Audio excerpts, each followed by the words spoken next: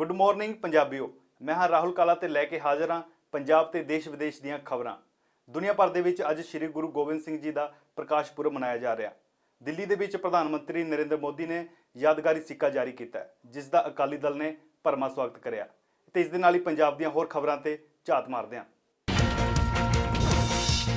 प्रधानमंत्री नरेंद्र मोदी वालों श्री गुरु गोबिंद सिंह जी के प्रकाश पुरब मौके यादगारी सिक्के जारी करने उत्ते अकाली दल ने भरवां स्वागत किया। केंद्रीय मंत्री हरसिमरत कौर बादल ने नरेंद्र मोदी का धन्यवाद किया ਅਤੇ ਨਾਲ ही कहा कि केंद्र सरकार वालों सिख कौम नूं करतारपुर लांघा सब तो वड्डा गिफ्ट दिता गया है। बहुत ही खुशी की गल कि प्रधानमंत्री साहब ने 350 साला दसम पिता के आगमन पुरब के दिन एक सिक्का दिल्ली में जारी किया है समर्पित गुरु साहब नूं। ते बहुत ही वधिया प्रोग्राम रहा। मैनू इत्थे हर इलाके में होने करके मैं उत्ते शमूलियत नहीं कर सकी, लेकिन साडे SCPC के प्रधान ते श्रोमणी अकाली दल की पूरी कमेटी उत्थे सारे मैंबर उत्थे सीगे।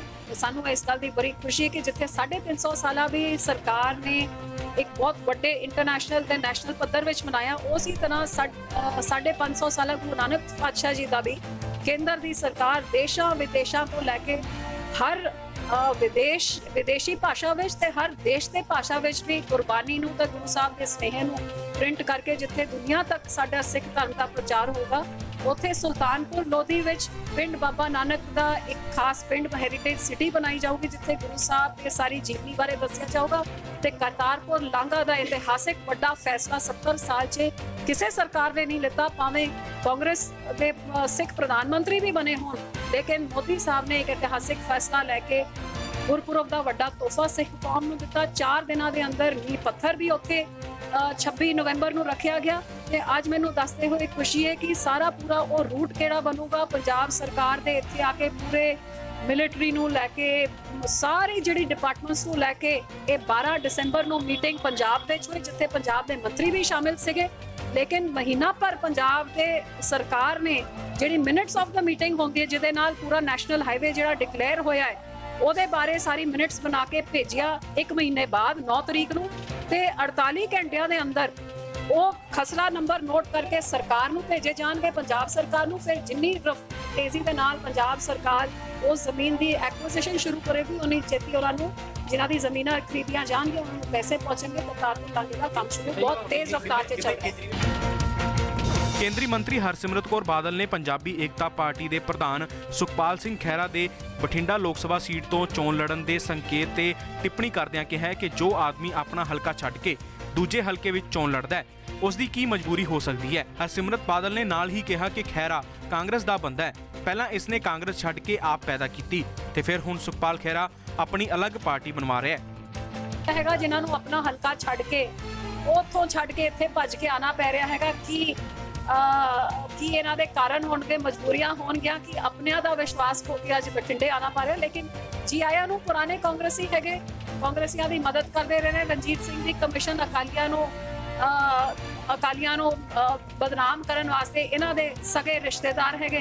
सो सारी रली मिली भुगत होंदी है। कांग्रेस की पुरानी आदत हैगी कि जिहड़ी सिखां दी सिरमौर पार्टी हैगी, जिहड़ी सिखां दी अगवाई करती हैगी, जिहड़ी सिखां दी लड़ाइयां लड़दियां ने ते सिखां दी पंजाब के विकास ते तरक्की वास्ते काम करती है, उस पार्टी को कमजोर करने वास्ते कदे PPP वर्गी पार्टी पैदा कर देती है, कदे आम आदमी वर्गी पैदा कर देती है, तो कदे खैरा साहब को आम आदमी तो अड करके दूसरे फायदे लेना चाहते हैं। सो ये समय के नाल जिवें PP की हकीकत सामने आ गई, हुण खैरा साहब की हकीकत भी सामने आ जाएगी।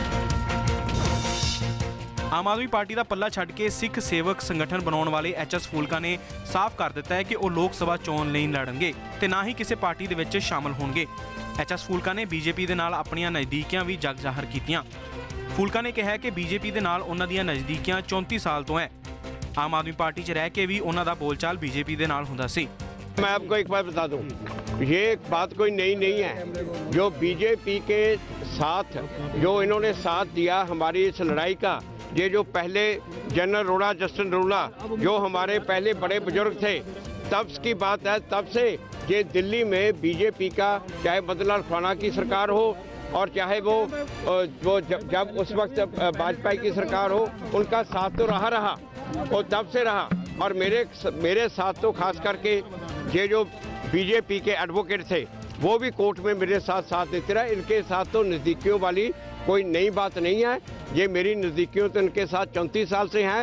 जब मैंने आम आदमी पार्टी में भी था, ज्वाइन की थी, उसके बाद भी कोई नज़दीकियाँ इनसे कम नहीं हुई। जो लॉ मिनिस्टर रविशंकर प्रसाद जी हैं, जब भी मैं उनके पास गया कि ये सोलिसिटर जनरल को ये बोलना है 1984 के केसेस में, उसी वक्त उन्होंने फ़ोन किया, सोलिसिटर जनरल को कहा कि जो फुल्का जी कहते हैं वो गवर्नमेंट के स्टैंड है, आप वही कहो। राजनाथ जी के पास भी मैं गया, ये 1984 में सुप्रीम कोर्ट में जो केस है, राजनाथ जी ने भी अपनी टीम को बोला कि जो स्टैंड फुल्का जी कहते हैं वही स्टैंड लिया जाए। तो जब मैं आम आदमी पार्टी में था भी, तब भी 1984 के केसों में कोई मेरी नज़दीकियाँ कम नहीं हुई, तब भी थी। तो आप भी आज भी वही हैं, मगर मैं कोई पॉलिटिकल पार्टी ज्वाइन नहीं कर रहा, जो मैं पहले भी। ਲੋਹੜੀ ਦੇ ਤਿਉਹਾਰ ਮੌਕੇ ਬਾਜ਼ਾਰ 'ਚ ਸਿਆਸੀ ਰੰਗ ਵੀ ਦੇਖਣ ਨੂੰ ਮਿਲਿਆ। ਲੋਹੜੀ ਦੇ ਤਿਉਹਾਰ ਨੂੰ ਦੇਖਦਿਆਂ ਹੋਇਆਂ ਲੁਧਿਆਣਾ ਦੇ ਵਿੱਚ ਮੋਦੀ ਤੇ ਰਾਹੁਲ ਗਾਂਧੀ ਦੀ ਤਸਵੀਰ ਵਾਲੇ ਪਤੰਗ ਕਾਫੀ ਖਿੱਚ ਦਾ ਕੇਂਦਰ ਬਣੇ ਹੋਏ ਨੇ। ਆਪੋ ਆਪਣੀ ਪਾਰਟੀ ਨਾਲ ਜੁੜੇ ਲੋਕ ਵੱਡੀ ਗਿਣਤੀ ਦੇ ਵਿੱਚ ਇਹਨਾਂ ਪਤੰਗਾਂ ਦੀ ਖਰੀਦ ਕਰ ਰਹੇ ਨੇ। ਹੁਣ ਨਰਿੰਦਰ ਮੋਦੀ ਅਤੇ ਰਾਹੁਲ ਗਾਂਧੀ ਵਿਚਕਾਰ ਹੁਣ ਅਸਮਾਨੀ ਜੰਗ ਵੀ ਹੋਵੇਗੀ। ਦੁਕਾਨਦਾਰਾਂ ਦੀ ਮੰਨੀਏ ਤਾਂ ਜਿਸ ਹਿਸਾਬ ਦੇ ਨਾਲ ਪਤੰਗਾਂ ਦੀ ਵਿਕਰੀ ਹੋ ਰਹੀ ਹੈ, ਉਸ ਹਿਸਾਬ ਦੇ ਨਾਲ ਰਾਹੁਲ ਗਾਂਧੀ ਅਤੇ ਨਰਿੰਦਰ ਮੋਦੀ ਦੇ ਅਸਮਾਨ 'ਚ ਪੈਂਦੇ ਪੇਚੇ ਦਾ ਇੱਕ ਵੱਖਰਾ ਹੀ ਲੁਤਫ ਹੋਵੇਗਾ। ਅਕਸਰ ਲੋਕ ਨਾਟਕਾਂ ਦੇ ਕਾਰਟੂਨਾਂ ਅਤੇ ਫਿਲਮੀ ਹਸਤੀਆਂ ਦੀਆਂ ਤਸਵੀਰਾਂ ਵਾਲੀਆਂ ਪਤੰਗਾਂ ਖਰੀਦਦੇ ਨੇ, ਪਰ ਇਸ ਵਾਰ ਸਿਆਸੀ ਲੋਕਾਂ ਦੀ ਇਸ ਆਪਸੀ ਖਹਿਬਾਜ਼ੀ ਨੂੰ ਵੇਖਦਿਆਂ ਪਤੰਗ ਬਣਾਉਣ ਵਾਲਿਆਂ ਨੇ ਰਾਹੁਲ ਗਾਂਧੀ ਅਤੇ ਨਰਿੰਦਰ ਮੋਦੀ ਦੀਆਂ ਤਸਵੀਰਾਂ ਵਾਲੀਆਂ ਪਤੰਗਾਂ ਮਾਰਕੀਟ ਦੇ ਵਿੱਚ ਉਤਾਰੀਆਂ ਨੇ। ਦੁਕਾਨਦਾਰ ਇਹਨਾਂ ਦੋ ਵੱਡੇ ਲੀਡਰਾਂ ਦੇ ਆਪਸੀ ਟਕਰਾਅ ਦਾ ਰੱਜ ਕੇ ਲਾਹਾ ਲੈ ਰਹੇ ਨੇ ਤੇ ਉਹਨਾਂ ਦੀ ਵਿਕਰੀ ਵੀ ਖੂਬ ਹੋ ਰਹੀ ਹੈ। ਦੋਸਤੋ, ਵੇਲਾ ਹੋ ਗਿਆ ਬ੍ਰੇਕ ਦਾ। ਬ੍ਰੇਕ ਤੋਂ ਬਾਅਦ ਨਜ਼ਰ ਮਾਰਾਂਗੇ ਰਾਸ਼ਟਰੀ ਖਬਰਾਂ ਤੇ।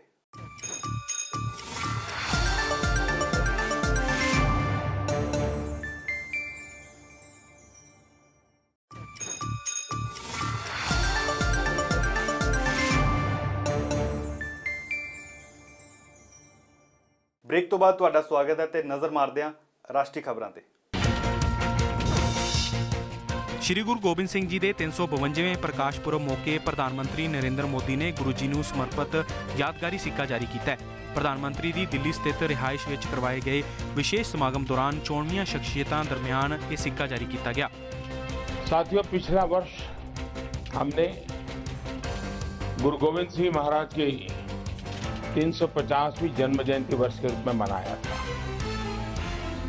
सिख पंथ के इस महत्वपूर्ण अवसर को और यादगार बनाने के लिए केंद्र सरकार की तरफ से मुझे एक 350 रुपये का स्मृति सिक्का देशवासियों को समर्पित करने का सौभाग्य मिला है।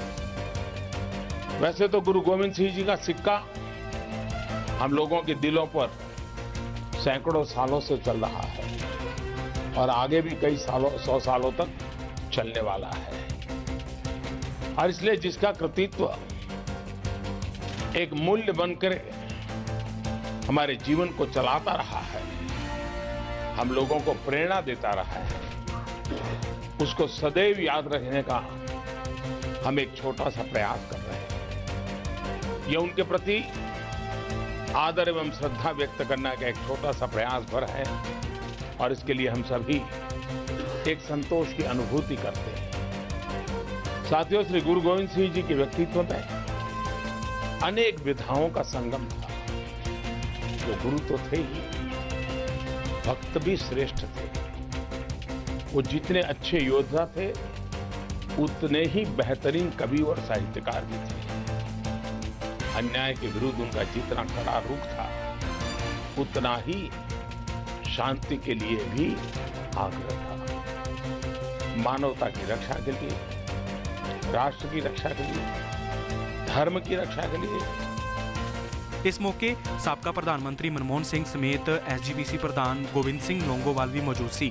ਇਸ ਤੋਂ ਇਲਾਵਾ ਬੀਜੇਪੀ ਦੀ ਪੰਜਾਬ ਇਕਾਈ ਵੀ ਹਾਜ਼ਰ ਰਹੀ। ਇਸ ਤੋਂ ਪਹਿਲਾਂ ਨਰਿੰਦਰ ਮੋਦੀ ਨੇ ਗੁਰੂ ਗੋਬਿੰਦ ਸਿੰਘ ਜੀ ਦੇ 350ਵੇਂ ਪ੍ਰਕਾਸ਼ ਪੁਰਬ ਮੌਕੇ ਪਟਨਾ ਸਾਹਿਬ ਵਿਖੇ ਵੱਡੇ ਸਮਾਗਮ ਦੌਰਾਨ ਸ਼੍ਰੀ ਗੁਰੂ ਗੋਬਿੰਦ ਸਿੰਘ ਜੀ ਦੀ ਯਾਦ ਦੇ ਵਿੱਚ ਇੱਕ ਡਾਕ ਟਿਕਟ ਵੀ ਜਾਰੀ ਕੀਤੀ ਸੀ। ਉਦੋਂ ਉਹਨਾਂ ਕਿਹਾ ਸੀ ਕਿ ਗੁਰੂ ਗੋਬਿੰਦ ਸਿੰਘ ਨੇ ਆਪਣੇ ਸਮੇਂ ਖਾਲਸਾ ਪੰਥ ਦੀ ਸਾਜਨਾ ਕਰਕੇ ਦੇਸ਼ ਨੂੰ ਇੱਕ ਸੂਤਰ ਦੇ ਵਿੱਚ ਪਿਰੋਇਆ। उनके सर्वोच्च बलिदान से देश और दुनिया परिचित है। इन पुत्रन के कारण वार दिए सुत चार मुए तो क्या हुआ, जीवित कई हजार। हजारों संतानों की रक्षा के लिए अपनी संतान को, अपने वंश का ही बलिदान जिसने दे दिया, राष्ट्र की रक्षा के लिए, धर्म की रक्षा के लिए, त्याग और बलिदान का इससे बड़ा उदाहरण क्या हो सकता है। साथियों, वीरता के साथ उनकी जो धीरता थी, धैर्य था, वो अद्भुत था। वे संघर्ष करते थे, लेकिन त्याग की पराकाष्ठा अभूतपूर्व थी। वे समाज में बुराइयों के खिलाफ लड़ते थे। ऊंच नीच का भाव, जातिवाद का जहर, उसके खिलाफ भी गुरु गोविंद सिंह जी ने संघर्ष किया। यही सारे मूल्य नए भारत के निर्माण के मूल में है।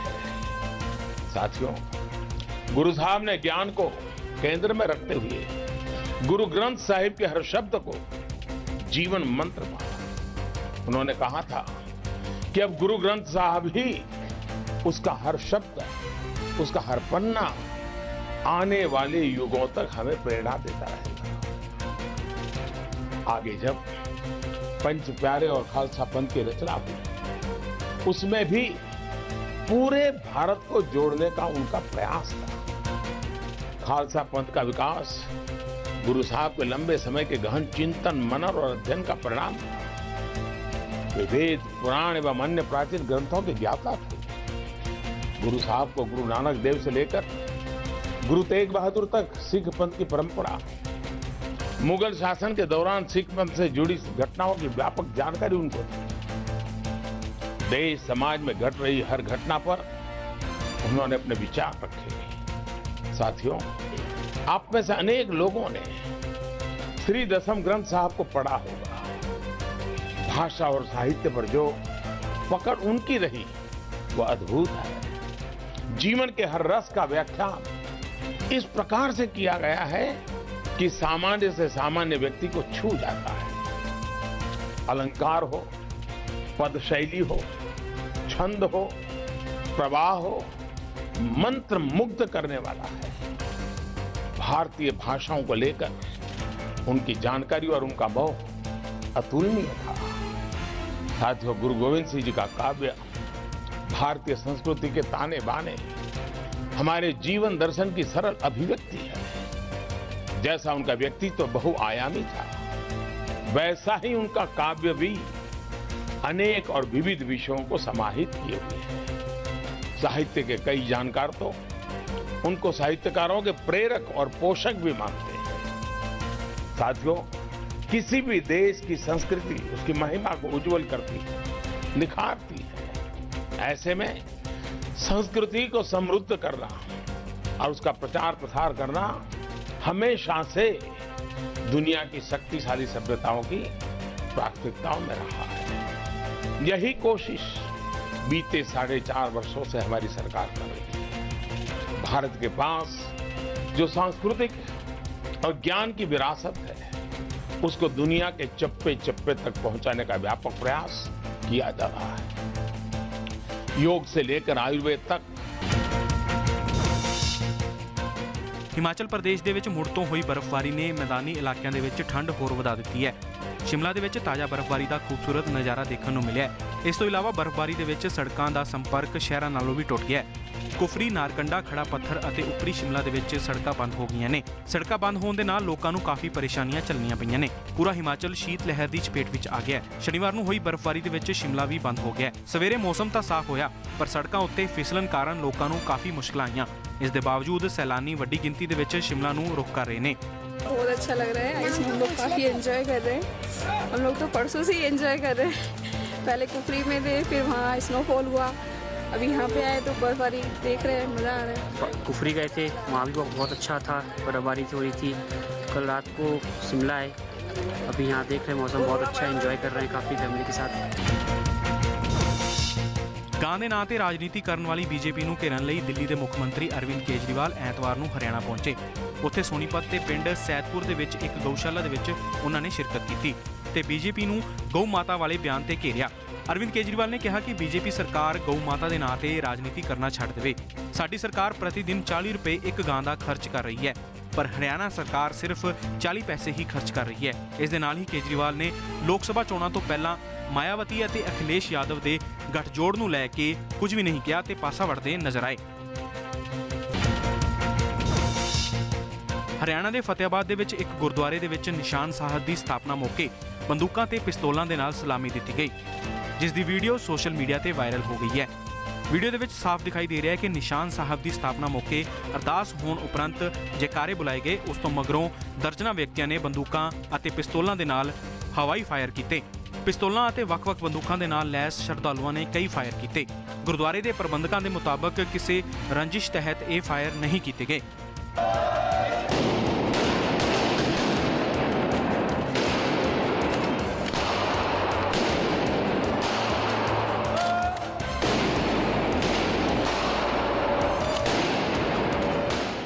ਮਿਲਦੇ ਹਾਂ ਅੰਤਰਰਾਸ਼ਟਰੀ ਖਬਰਾਂ ਦੇ ਨਾਲ, ਪਰ ਨਿੱਕੇ ਜਿਹੇ ਵਕਫੇ ਤੋਂ ਬਾਅਦ।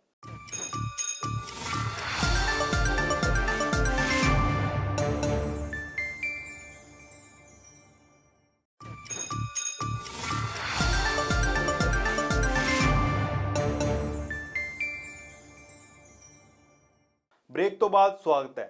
ओटावा च बस हादसे दौरान 3 ਵਿਅਕਤੀਆਂ ਦੀ ਮੌਤ ਹੋ ਗਈ ਤੇ 23 ਜ਼ਖਮੀ ਨੇ। ਤੇ ਇਸ ਦੇ ਨਾਲ ਹੀ ਨਜ਼ਰ ਮਾਰਦੇ ਹਾਂ ਕੁਝ ਹੋਰ ਕੌਮਾਂਤਰੀ ਖਬਰਾਂ ਤੇ। ਕੈਨੇਡਾ ਦੀ ਰਾਜਧਾਨੀ ਓਟਾਵਾ ਦੇ ਵਿੱਚ ਬੱਸ ਸਟਾਪ ਉੱਤੇ ਡਬਲ ਡੈਕਰ ਸਿਟੀ ਬੱਸ ਵੱਜਣ ਕਾਰਨ 3 ਵਿਅਕਤੀਆਂ ਦੀ ਮੌਤ ਹੋ ਗਈ ਤੇ 23 ਜਣੇ ਜ਼ਖਮੀ ਹੋ ਗਏ। ਸਥਾਨਕ ਸਮੇਂ ਦੇ ਮੁਤਾਬਕ ਘਟਨਾ ਸ਼ੁੱਕਰਵਾਰ ਸ਼ਾਮ ਨੂੰ ਭੀੜ ਵਧਣ ਵਾਲੇ ਸਮੇਂ ਵਾਪਰੀ। ਪੁਲਿਸ ਮੁਤਾਬਕ ਘਟਨਾ ਵਾਪਰਨ ਤੋਂ ਮਗਰੋਂ ਡਰਾਈਵਰ ਨੂੰ ਮੌਕੇ ਤੋਂ ਗ੍ਰਿਫਤਾਰ ਕਰ ਲਿਆ ਗਿਆ ਹੈ ਤੇ ਜਾਂਚ ਕੀਤੀ ਜਾ ਰਹੀ ਹੈ। ਮਰਨ ਵਾਲਿਆਂ ਦੇ ਵਿੱਚੋਂ 2 ਜਣੇ ਬੱਸ ਦੇ ਵਿੱਚ ਸਵਾਰ ਸਨ, ਜਦਕਿ 1 ਵਿਅਕਤੀ ਬੱਸ ਸਟਾਪ ਤੇ ਖੜਾ ਸੀ। ਓਟਾਵਾ ਦੇ ਟਰੋਮਾ ਸੈਂਟਰ ਮੁਤਾਬਕ 9 ਵਿਅਕਤੀ ਗੰਭੀਰ ਹਾਲਤ ਦੇ ਵਿੱਚ ਹਸਪਤਾਲ ਲਿਆਂਦੇ ਗਏ ਨੇ। ਘਟਨਾ ਡਾਊਨਟਾਊਨ ਓਟਾਵਾ ਦੇ ਵੈਸਟ ਬੋਰੋ ਸਟੇਸ਼ਨ ਲਾਗੇ ਵਾਪਰੀ ਹੈ। ਬੱਸ ਅਤੇ ਸਟਾਪ ਨੂੰ ਕਾਫੀ ਨੁਕਸਾਨ ਪਹੁੰਚਿਆ ਹੈ।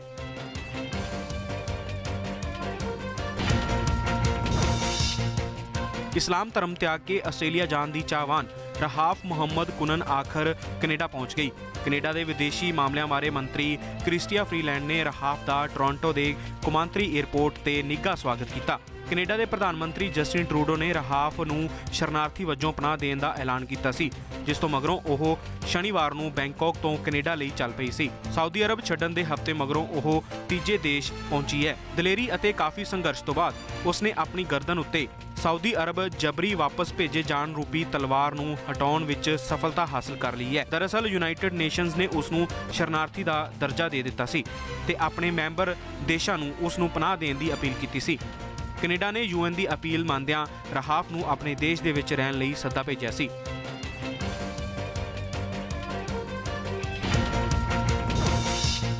ਫਰਾਂਸ ਦੇ ਵਿੱਚ ਲੰਬੇ ਸਮੇਂ ਤੋਂ ਚੱਲ ਰਹੇ ਯੈਲੋ ਵੈਸਟ ਪ੍ਰਦਰਸ਼ਨਾਂ ਦੇ ਵਿੱਚ ਇਸ ਸ਼ਨੀਵਾਰ ਨੂੰ ਵੱਡੀ ਗਿਣਤੀ ਦੇ ਵਿੱਚ ਲੋਕ ਸ਼ਾਮਲ ਹੋਏ, ਪਰ ਹਿੰਸਕ ਘਟਨਾਵਾਂ 'ਚ ਕਾਫੀ ਗਿਰਾਵਟ ਆਈ ਹੈ।